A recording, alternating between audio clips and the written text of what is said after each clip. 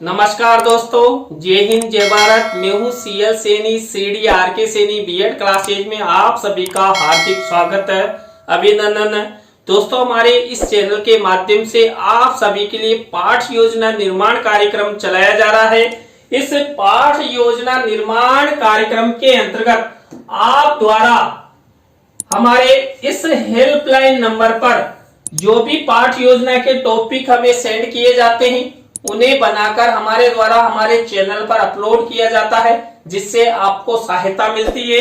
दोस्तों, आज की लाइव क्लास के अंतर्गत लेखक रामविलास शर्मा द्वारा रचित जो धूल नामक एक गद्य प्रकरण है, इस पर आपको एक लेसन प्लान निर्माण करना बताएंगे कि आप इस धूल टॉपिक पर किस तरह लेसन प्लान बना सकते हैं। तो दोस्तों, यहां पर जब हम इस धूल नामक जो हिंदी गद्य पाठ योजना है इसका निर्माण करते हैं, तो सबसे पहले हम श्यामपट्ट पूर्ति का निर्माण करते हैं। दोस्तों, श्यामपट्ट पूर्ति के अंतर्गत हम विद्यालय का नाम, कक्षा, दिनांक, विषय, विधा, कालांश का समय और 20 सेंटर में हमारे प्रकरण का नाम लिखते हैं। प्रकरण को अंडरलाइन करते हैं और इन्वर्टेड कॉमाज में बंद करते हैं। दोस्तों, श्यामपट्ट पूर्ति के बाद हम उद्देश्य, विशिष्टीकरण और अपेक्षित व्यवहारगत परिवर्तन का प्रयोग करते हैं। दोस्तों, यहाँ पर हम सबसे पहले ज्ञानात्मक उद्देश्य लेते हैं। ज्ञानात्मक उद्देश्य से रिलेटेड हम 1 से 2 विशिष्टीकरण और 2 से 3 अपेक्षित व्यवहारगत परिवर्तन बनाते हैं। इसी तरह दोस्तों, हम अवबोधात्मक उद्देश्य से रिलेटेड 1 से 2 विशिष्टीकरण और 2 से 3 अपेक्षित व्यवहारगत परिवर्तन बनाते हैं। दोस्तों, इसी तरह हम अपनी दैनिक पाठ योजना डायरी में अभिव्यक्त्यात्मक उद्देश्य से रिलेटेड ये 1 से 2 विशिष्टीकरण और 2 से 3 अपेक्षित व्यवहारगत परिवर्तन बनाते हैं। इसी तरह दोस्तों, कौशलात्मक उद्देश्य से रिलेटेड ये 1 से 2 विशिष्टीकरण और 2 से 3 अपेक्षित व्यवहारगत परिवर्तन बनाते हैं। दोस्तों, इसी तरह अभिरुचि उद्देश्य से रिलेटेड हम 1 से 2 विशिष्टीकरण और 2 से 3 अपेक्षित व्यवहारगत परिवर्तन बनाते हैं। दोस्तों, इसी तरह अभिवृत्त्यात्मक उद्देश्य से रिलेटेड ये 1 से 2 विशिष्टीकरण और 2 से 3 अपेक्षित व्यवहारगत परिवर्तन हमारे द्वारा बनाए जाते हैं। तो दोस्तों, यहां तक की प्रक्रिया, यहां तक के फॉर्मेट आपको इस तरह बनाने हैं: उद्देश्य, विशिष्टीकरण और अपेक्षित व्यवहारगत परिवर्तन। दोस्तों, इसके बाद हम कक्षा शिक्षण सहायक सामग्री का कॉलम बनाते हैं। कक्षा शिक्षण सहायक सामग्री के अंतर्गत हम 2 प्रकार की शिक्षण सहायक सामग्री का निर्माण करते हैं: सामान्य और विशिष्ट। दोस्तों, सामान्य शिक्षण सहायक सामग्री तो हमें मार्केट में रेडीमेड मिल जाती है, लेकिन जो विशिष्ट शिक्षण सहायक सामग्री होती है जिसका निर्माण हमारे द्वारा किया जाता है, जिसके अंतर्गत हम चार्ट, चित्र, मॉडल, प्रतिकृति आदि का निर्माण करते हैं। दोस्तों, यहाँ पर जो धूल नामक गद्य पाठ है इस पर हम चार्ट और चित्र का प्रयोग करेंगे। इसके बाद आपको पूर्व ज्ञान का कॉलम बना देना है। तो दोस्तों, यहां तक के फॉर्मेट, यहां तक की प्रक्रिया के बाद हमारा मुख्य लेसन प्लान शुरू होता है। हमारा मुख्य लेसन प्लान शुरू होता है हमारे पाठ योजना के पहले शिक्षण बिंदु, पहले सोपान, पहले चरण से। और दोस्तों, पहला चरण, पहला सोपान है हमारा प्रस्तावना। दोस्तों, प्रस्तावना को हम उत्प्रेरणात्मक उपक्रम भी कहते हैं, जिसके अंतर्गत हम 3 से 5 प्रस्तावना के प्रश्न बनाते हैं। अंतिम प्रश्न समस्यात्मक होता है, प्रश्नों में तारतम्यता होती है, जिगजैग होता है, उत्तरों से ही प्रश्न बनाए जाते हैं। और दोस्तों, यहाँ पर ऐसे प्रश्न बनाए जाते हैं जिनका उत्तर छात्र छात्रा आसानी से दे सके, छात्र छात्राओं के पूर्व ज्ञान पर आधारित हो और संक्षिप्त हो, सरल हो और छात्र छात्राओं के ज्ञान को बढ़ाने वाले हो। दोस्तों, मैंने जो रामविलास शर्मा द्वारा रचित धूल नामक गद्य प्रकरण है इस पर प्रस्तावना के प्रश्न कैसे बनाए हैं। यहाँ पर पहला प्रश्न देखिए, सोने की चिड़िया किस देश को कहा जाता था? तो उत्तर मिला भारत को। अब इसी उत्तर से हमारा नेक्स्ट प्रश्न बनेगा, भारत में क्षेत्रफल की दृष्टि से सबसे बड़ा राज्य कौन सा है? तो उत्तर मिला राजस्थान। अब इसी उत्तर से हमारा नेक्स्ट प्रश्न बनेगा, राजस्थान के पश्चिमी क्षेत्र को क्या कहा जाता है? तो राजस्थान का जो पश्चिमी क्षेत्र है इसको हम रेगिस्तानी क्षेत्र, रेगिस्तानी प्रदेश, मरुस्थलीय क्षेत्र के नाम से जानते हैं। अब इसी उत्तर से हमारा नेक्स्ट प्रश्न बनेगा, रेगिस्तानीय मरुस्थलीय क्षेत्रों में ज्यादातर क्या चलती है? तो दोस्तों पश्चिमी राजस्थान में जो रेगिस्तानी भूमि है, मरुस्थलीय भूमि है, इसमें धूल भरी आंधियां चलती है, रेत की आंधियां चलती है। अब इसी उत्तर से हमारा नेक्स्ट प्रश्न बनेगा, लेखक रामविलास शर्मा द्वारा रचित धूल नामक प्रकरण के बारे में आप सब क्या जानते हैं? तो दोस्तों ये अंतिम प्रश्न समस्यात्मक होगा। इस तरह आपको ये प्रस्तावना के प्रश्न बनाने हैं।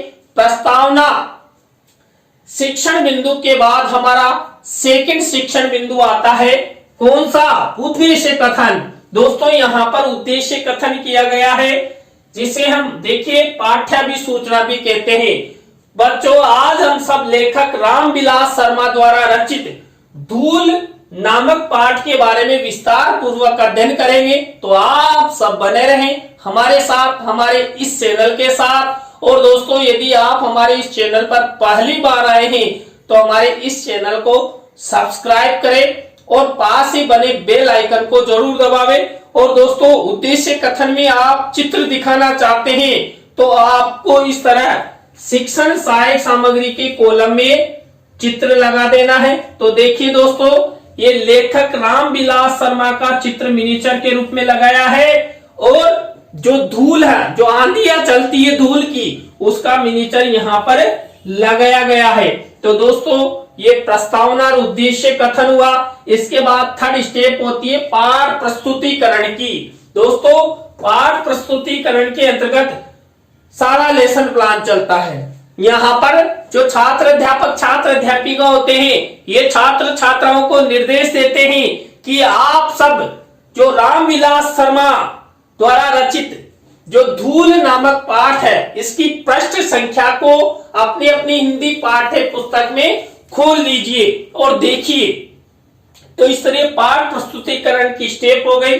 पाठ प्रस्तुतिकरण की स्टेप के बाद हमारी 4th नंबर की स्टेप आती है आदर्श वाचन की। दोस्तों आदर्श वाचन किया जाता है छात्र अध्यापक छात्र अध्यापिका द्वारा। किसका? हमारे मुख्य प्रकरण की विषय वस्तु का। अब यहाँ पर आपको यह आदर्श वाचन में ये फॉर्मेट बनाना है और एक विशेष कार्य करना है। आपको विशेष कार्य कौन सा करना है? आपको शिक्षण सहायक सामग्री के कॉलम में इस तरह धूल नामक पाठ की जो विषय वस्तु है, जितनी भी हम इस लेसन प्लान में लेने जा रहे हैं, उसको यहाँ पर इस मिनिएचर में लिखना है। दोस्तों मैंने भी जितनी विषय वस्तु ली है उसको यहाँ पर लिखा है और उसको फोल्ड करके यहाँ पर चस्पा कर दी, ऊपर लिख दिया धूल नामक पाठ की विषय वस्तु। अब विषय वस्तु आपको दिखाई नहीं दे रहे ना दोस्तों? दिखाई देगी। ये हमारे पास 2.5 लाख रुपए का पेन है, यह आपको धूल नामक पाठ की विषय वस्तु दिखाएगा। तो भाई जल्दी से दिखाओ, ये जादू का कमाल। तो ये देखिए धूल नामक प्रकरण की विषय वस्तु। अब देखिए दोस्तों धूल नामक प्रकरण यानी पाठ तो बहुत बड़ा है, लेकिन हमने पूरा पाठ इस पाठ योजना में नहीं लिया है। हमने 2 या 3 चैप्टर ही लिए हैं। अगली जब पाठ योजना का निर्माण करेंगे तो यहाँ से आगे की विषय वस्तु ले लेंगे, फिर पाठ योजना का निर्माण कर देंगे। तो आपको ये मिनिएचर इस तरह शिक्षण सहायक सामग्री के कॉलम में लगाना है। इसके बाद दोस्तों नेक्स्ट स्टेप आती है कौन सी? अनुकरण वाचन की। दोस्तों अनुकरण वाचन किया जाता है छात्र छात्राओं द्वारा। अब निर्देश कौन देता है? निर्देश छात्र अध्यापक छात्र अध्यापिका देते हैं। तो दोस्तों इस तरह आपको ये अनुकरण वाचन की स्टेप अपनानी है। दोस्तों यहाँ पर ये अनुकरण वाचन के बाद हमारी नेक्स्ट स्टेप आती है अशुद्धि संशोधन की। दोस्तों अशुद्धि संशोधन किया जाता है छात्र अध्यापक छात्र अध्यापिका के द्वारा, और इसमें सहयोग करते हैं छात्र छात्रा, क्योंकि अनुकरण वाचन के समय छात्र छात्राओं द्वारा कई बार अशुद्ध पढ़ा जाता है, अशुद्ध उच्चारण किया जाता है, तो उनके उच्चारण को ठीक करवाने हेतु यह शुद्धि संशोधन की स्टेप अपनाई जाती है।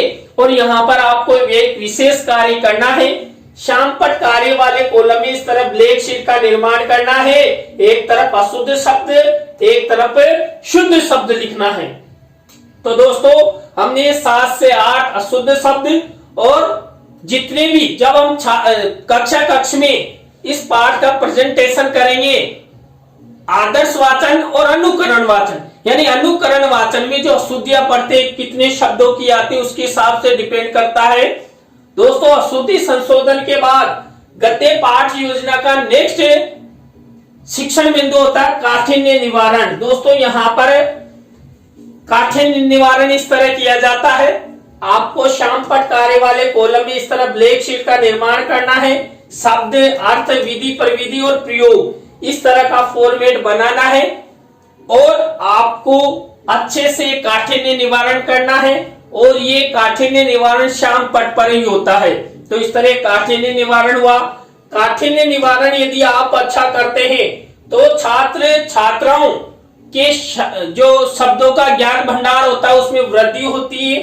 दोस्तों इसके बाद नेक्स्ट स्टेप आती है सारांश कथन की।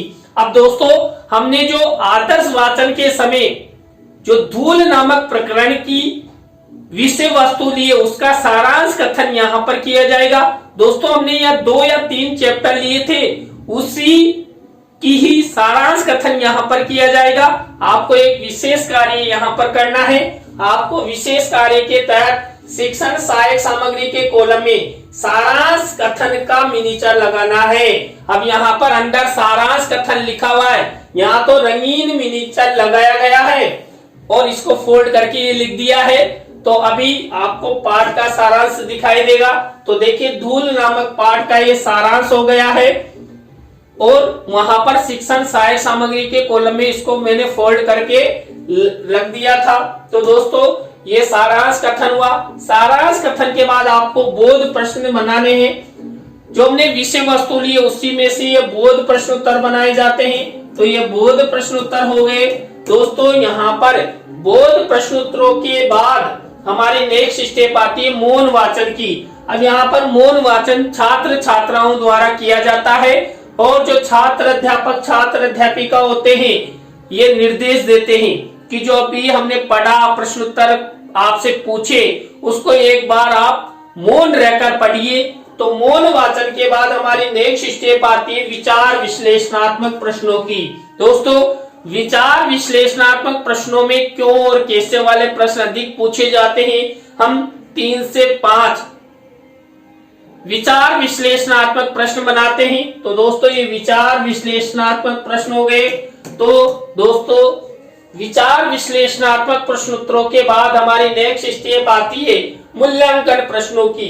दोस्तों मूल्यांकन प्रश्नोत्तरों के अंतर्गत मैंने आपको कई पाठ योजना में बता दिया है कि हम 3 तरह के प्रश्न बनाते हैं। वस्तुनिष्ठ प्रश्न, रिक्त स्थानों से रिलेटेड, सत्य असत्य से रिलेटेड और इस तरह प्रश्न उत्तर बनाते हैं। जब आप धूल नामक प्रकरण पर आपकी दैनिक पाठ योजना डायरी में लेसन प्लान का निर्माण करें तो आपको इस तरह ब्लैक शीट का निर्माण करना है और सिल्वर कलर के पेन से मूल्यांकन प्रश्न लिख देने हैं। तो दोस्तों मूल्यांकन प्रश्नों उत्तरों के बाद हम गृह कार्य की स्टेप अपनाते हैं। ये गृह कार्य की स्टेप हो गई। तो दोस्तों आज की लाइव क्लास के अंतर्गत हिंदी गद्य पाठ योजना क्रमांक 31 और जो रामविलास शर्मा द्वारा रचित धूल नामक प्रकरण है इस पर पाठ योजना का निर्माण करना आपको बताया। आज की पाठ योजना की लाइव क्लास आपको कैसी लगी कमेंट्स में हमें जरूर बताएं। अच्छी लगी हो तो लाइक करें, कमेंट्स करें और शेयर जरूर करें दोस्तों। और इसी तरह आप सब हमारा सपोर्ट बनाए रखें। आप सब हमारा सपोर्ट बनाए रखेंगे तो हम भी आपके लिए कुछ नया करने का प्रयास करेंगे, आपकी हेल्प करते रहेंगे। तो दोस्तों आज की लाइव क्लास में बस इतना ही। न्यू लाइव क्लास के साथ हम आपसे फिर मिलेंगे। जय हिंद, जय भारत, राम राम सा।